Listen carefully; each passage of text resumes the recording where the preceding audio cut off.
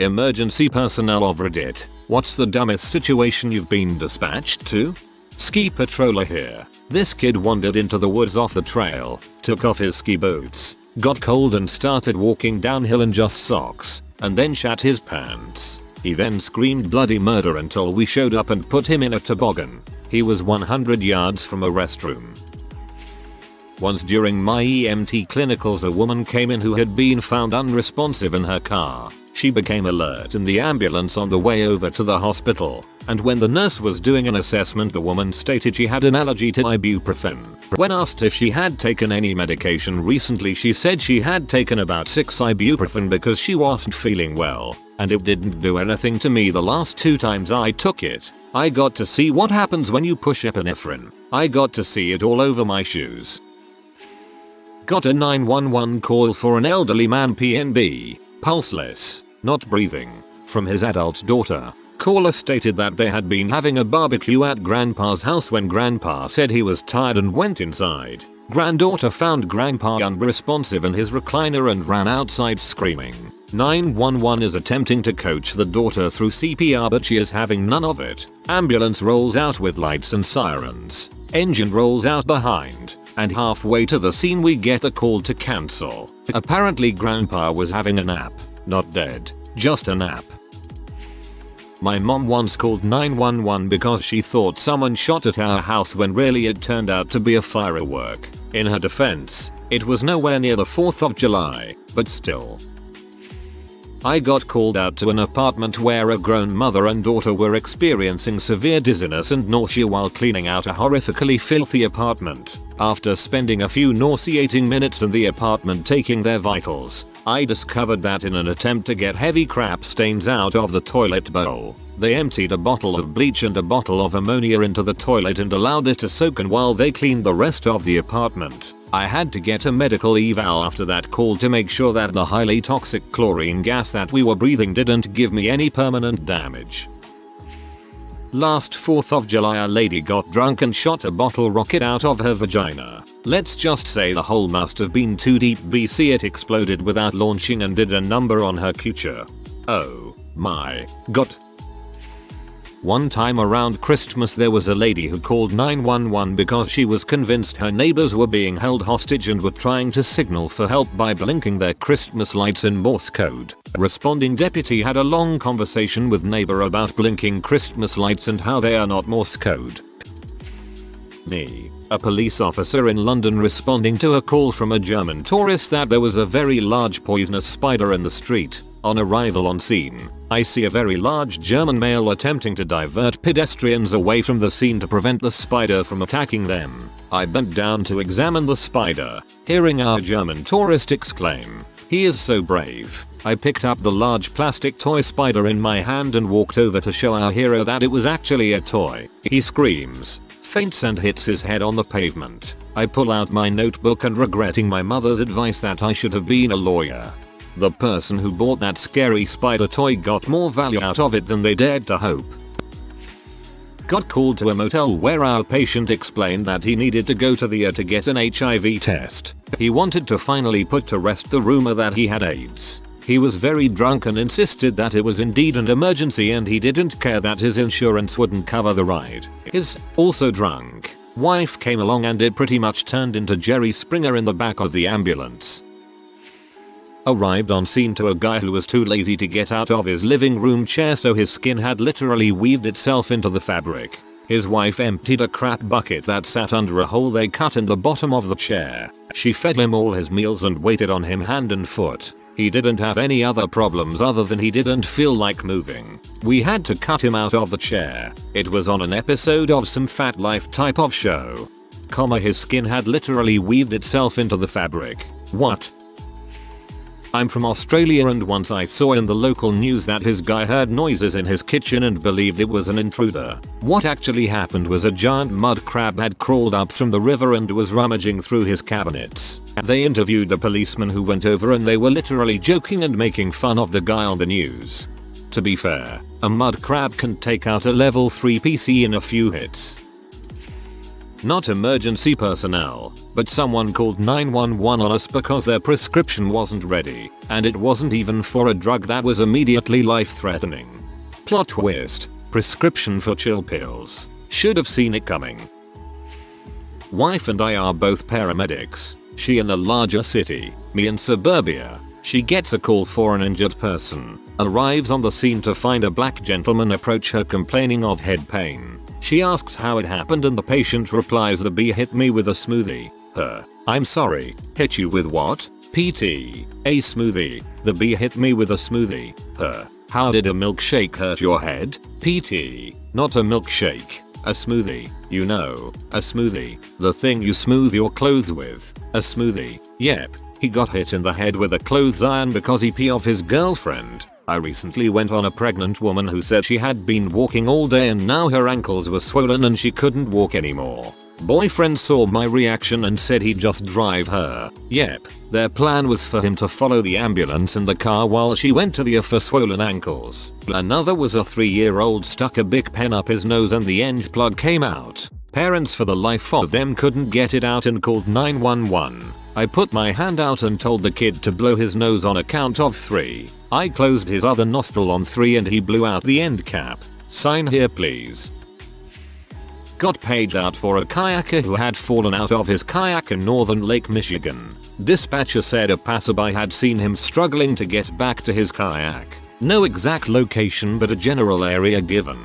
3 volunteer fire departments respond. We start covering 2 miles of beach with about 20 people. The bugs are terrible and we are having no luck. County rescue boat is en route from about 20 miles away and we have one of our members launch his personal boat and he is coming from the other direction about 10 miles away. Boats get on scene and search continues. We now have about 40 people looking and 2 boats. Dispatched has now notified the Coast Guard out of Traverse City and they are on their way with the helicopter. I was icy and requested dispatcher to contact original caller for more info. Well, they thought it was more important to drive home than to stay and wait for help.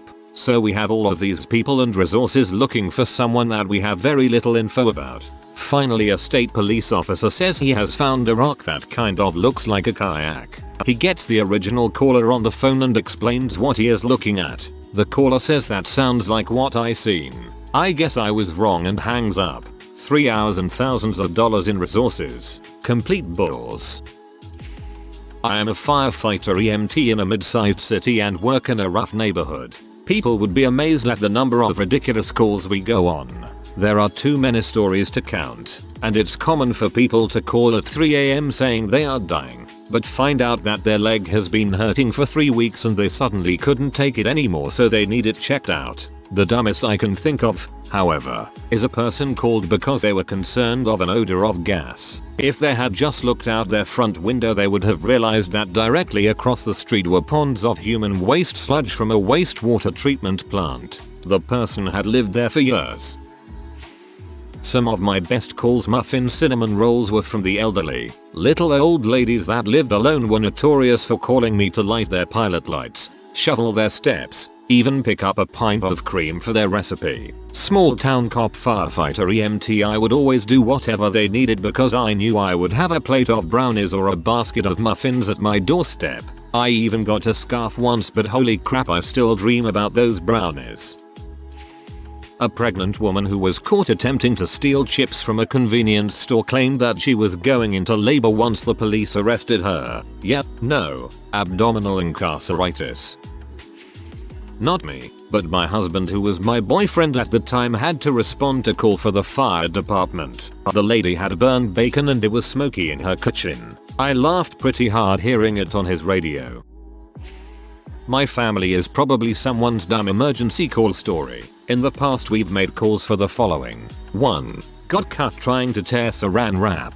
2. Thought an intruder was on the roof of the house, turns out it was just the sound of snow melting. 3. Cat stuck under the treadmill. 4. Reported my dad's car stolen. Turns out his friend took it to pick him up at the airport. 5. Stuck in a tree while trying to rescue a cat. Twice. Once the cat turned out to actually be a possum. My entire family will never forget the time my nan tripped and broke her hip. We called an ambulance, however my nan refused to go with them because she hadn't put her makeup on yet, so we sat around chatting to the EMTs in the kitchen while my nan sat at the table putting her face on with a broken hip, for a good 20 minutes. To be fair, your nan, when I broke my ankle leg it took about 30 minutes before the pain really kicked in. Once it kicked in, holy crap, I was in shock. Coast Guard flight mechanic. We got a call that there were multiple flares being shot off about 10 miles offshore. We fired up the helo, got on scene and searched with no results. Turns out the person who called it in was a guy getting wasted in his waterfront home looking out the window. Those flares? It was the reflection of his cigarette in the window every time he took a drag. 19-year-old male smoked marijuana, ate lasagna and is now feeling unwell. It was a code 3 call. Emergency but not urgent, no lights and sirens. This was in York Region, Ontario. I've had some funny language barrier issues. We got a call once for a hanging. The dispatcher came back to add on there were 2 males hanging from a telephone pole. We got there and checked the area and advised the dispatcher to call back the complainant. She came back and apologized that there was a misinterpretation. It was 2 suspicious males hanging around the telephone pole. In a similar vein, we got called for another hanging. A 12-year-old male hanging from his bunk bed. We got on scene and the family said he was actually hanging from a fishhook on the wall. I was like, oh crap, this is going to be nasty. Further investigation revealed the fishhook had just snagged his pants while he was climbing down from the top bunk. No injury at all.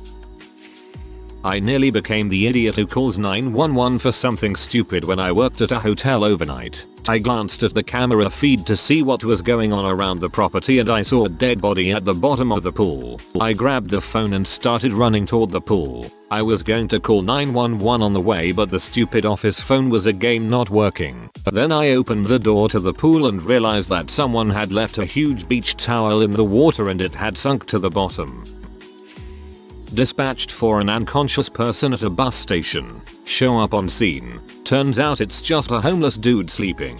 Ask him if he want to go to the hospital. Explain that they won't really do anything but it will give him a place to stay for a few hours and he'll get some food. Guy says yes. We start talking a history. Any chronic medical conditions? Nope. Do take any medications? Nope. Any medication allergies that you know of? Yep, I'm allergic to psych meds. How exactly do you know you're allergic to psych meds? Some fuckwit doc decided I'm bipolar and schizophrenic, but that ain't frickin' true. Looks like you maybe should be in the hospital. Not me, but a friend of mine is a cop and he told me the story about an older lady who had called 911 for a UFO, so my buddy and another cop show up and after a few questions they realize the UFO in question was in fact just the full moon. Dispatched to a call of a suspicious package at Starbucks. They said the backpack had been sitting there all day. EOD opens the backpack and it's filled with dildos.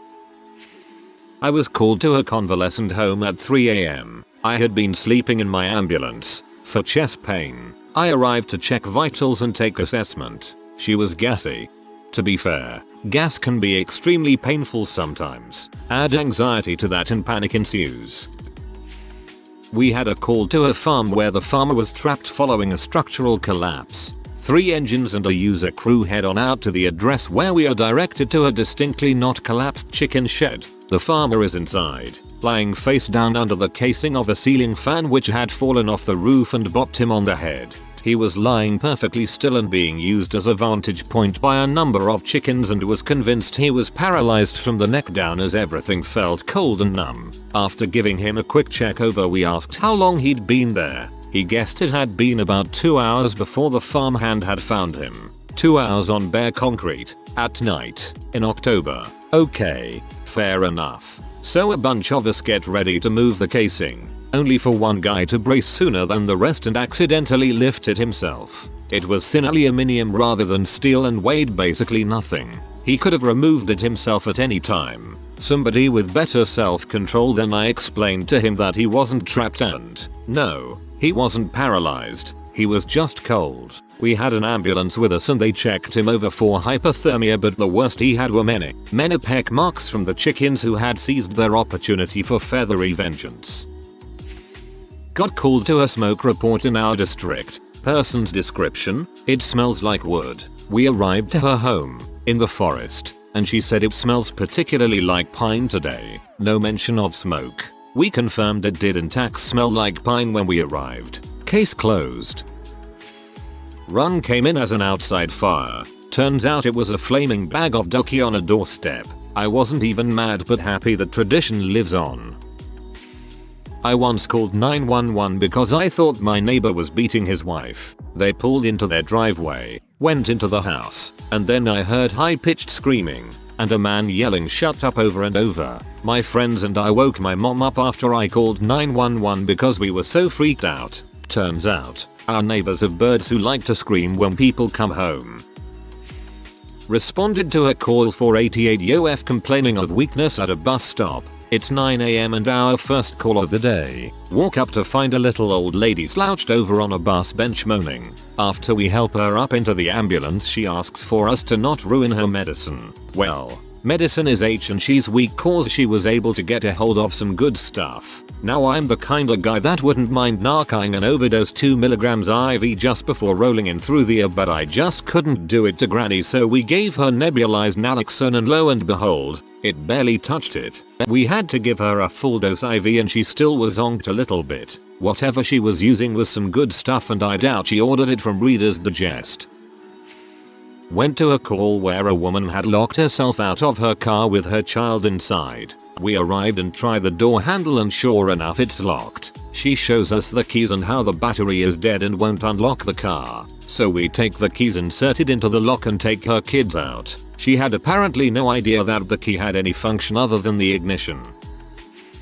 Coast Guard here. My first unit was a larger ship that's not normally sent to do the hero work that you see on the Weather Channel. Mostly we did counter-narcotics patrols off Central America, but we were home ported in the Pacific Northwest, near some notoriously gnarly waters, which were usually the purview of the small boats and helos. The only time we spent more than a day in them was after a fairly intensive maintenance period so we could ensure that all the work that was done would hold up at sea. These shakedowns were usually 2 or 3 days somewhere just off the coast of our home port. We were on our way back in from one such shakedown, which had already gone a little awry after a helicopter broke down after landing on our flight deck. In the middle of the night we were sent over 180 miles from our position and inbound course to search for a recreational boater who had left a harbor in Washington and not been seen in 5 days. His wife reported him missing to the local Coast Guard sector, which sent us on the case as the nearest asset.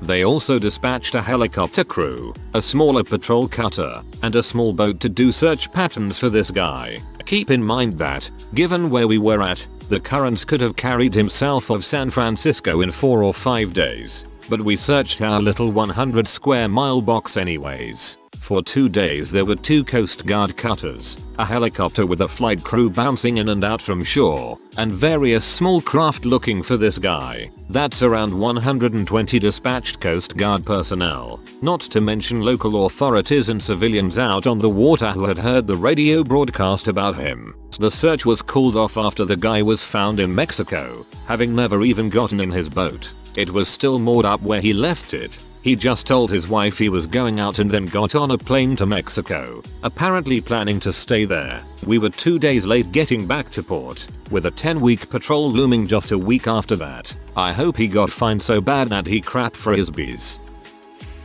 I'm in the Coast Guard and we respond to dispatch water rescue calls. We had one last summer where we responded to a call of a person in the water off a cliff by the beach. From the call it sounded like a surfer so we launched a boat. Sector launched a helo, and I went with another guy in our F450 as a shore party. We beat everyone there and immediately started scanning the water. To get a better view we drove onto the beach. By that time the boat and helo was on scene doing search patterns. They searched for a good 30-45 minutes before the helo stopped and hovered over something in the water. The reporting source was at the top of the cliff and was asked to confirm if that was the person they saw in the water. She said that it was. The helo asked again if she was positive that's what she saw. Once again she was absolutely sure it was. It was a crab pot boy.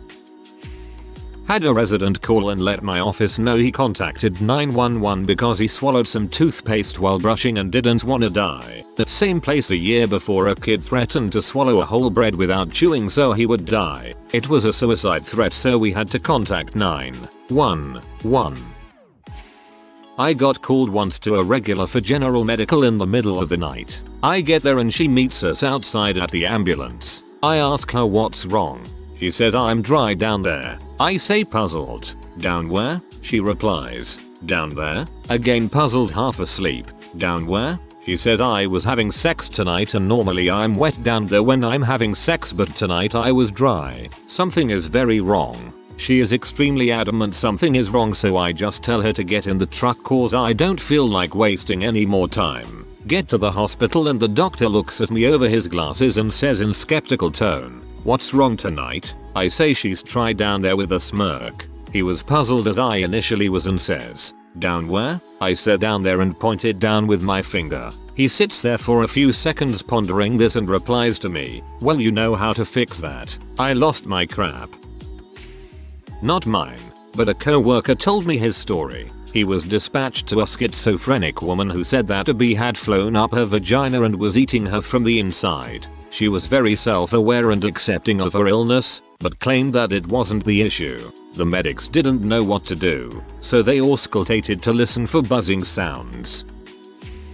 Dispatched to assist police for a reported assault. Arrived to find a dumbass 20-something-year-old tried to start a fight with a 40-something-year-old guy cause he was standing near his GF after they had a fight. 20-something-year-old shoved the older guy and he knocked the kid's front teeth out. So the kid gets in his car and waits to try and run the older guy over when he leaves the bar. Misses the guy, somehow gets stuck on the curb and the older guy pulls him out, puts him on the ground and calls the police. That's when we arrived and took Guy Smiley to the hospital. 4 hours later we get called for the emotionally disturbed person. Guy Smiley escaped the ED and tried to drown himself. Got scared and decided to sit on the side of the highway cutting himself with glass. Took him back to the hospital. 2 hours later Smiley's GF calls 911 cause she is feeling suicidal after the whole ordeal. It was an awesome 4th of July. For all of you responders, thank you. Some of you, I have no idea as I could not see at the time, responded to my airway obstruction recently and transported me. I felt like a celebrity when I walked out of the ER completely fine after, and the nurses at the front desk were so happy to see the airway obstruction all better and walking out the door. Yous guys are heroes. My daughter had to call for me and I was transported without shoes. They couldn't clear me at home so we ran lights and sirens to the ER and I had to hold my head and neck in a certain position to get air and could not see anyone. Thank you for saving my life. I answered a 911 call that a lady placed because the light bulb in her closet was burned out. When I told her that wasn't an emergency, she asked if I could fax over a request her apartment office to have them change it. I'm an emergency physician so I've never been called to anything, but I keep a list of all the stupid crap that people have called an ambulance for. My favorites are 1. Toothache. I must have been in a good mood because even though this idiot woman called an ambulance for a toothache, I offered her a dental block. When she realized this meant I would be putting a needle into her mouth, she refused, then left without anything even being done. 2. Pimple. A woman in her early 30s squeezed a particularly stubborn pimple on her top lip, then called an ambulance because it was numb and tingling. She was convinced she had done serious damage. When I told her she would be fine, she demanded a cab charge, prepaid taxi voucher, to get home. 3. Rehab. Chronic alcoholic called the ambulance because he wanted to get into rehab. We don't have inpatient rehab at our hospital. He was supposed to attend appointment for rehab at another hospital earlier that day but was too busy getting drunk to attend. When told we don't have drug and alcohol services after hours either, he demanded transfer to a hospital that does. Demanded to see my supervisor. Told him it would be a long wait. That is not going to happen. Saw him getting loaded into a police car on my way home from work. A federal building. For some reason to dial out they dial 9 then 1. If they happen to hit 1 again as is custom prior to an area code, then have dialed 911 and it goes to dispatch. Pretty common in fed buildings actually. 10-year 911 medic here. I don't know where to begin because there are so many. One response always sticks in my mind. It was about 4 AM and the call came in as a person having trouble breathing in bed. When we got to the basement apartment we found a 40-year-old male sitting upright in bed. The guy was upset and proceeded to describe a bad dream he just had. He said he felt like someone was chasing him and he couldn't get away and how scary it was. He said he woke up startled and breathing heavily and sweating. We checked his VS and he was fine. I said it sounds like you had a pretty bad nightmare, and he agreed. His wife was rubbing his chest in sympathy. He did not want to go to the hospital and signed our refusal. I have a student job working in a downtown core where there are 4 homeless shelters surrounding the top tourist area in the city. Part of the job is being a first responder as well as making sure the homeless population do not harass the public. After 2 years of working here you start to build relationships with the homeless people, and so one day I came across a man I knew quite well. We'll call him Malcolm. So Malcolm had always been a pain in the butt and liked to harass and intimidate tourists. He did not like me at the time because I had been the last one to call the cops on him. Since I starting work there he has slowly been losing mobility and at this point was using a walker. I knew he had a pretty severe painkiller addiction and was also a heavy drinker, so when I found him passed out on a bench one day I decided to check on him. I asked him if he was okay. No answer. I nudged and asked him to wake up. No answer. I give him a little shake and said a little louder, Malcolm. At this point he opens his eyes and just stared at me. I asked him if he was alright.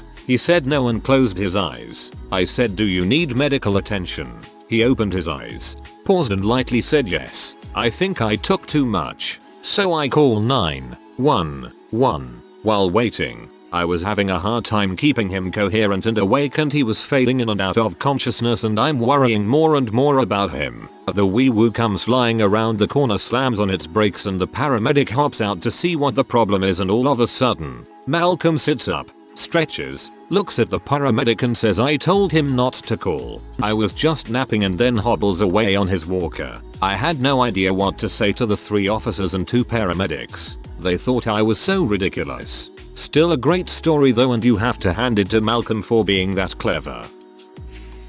If you are new to the channel, you can subscribe. I publish new videos every day. Until then, check another video.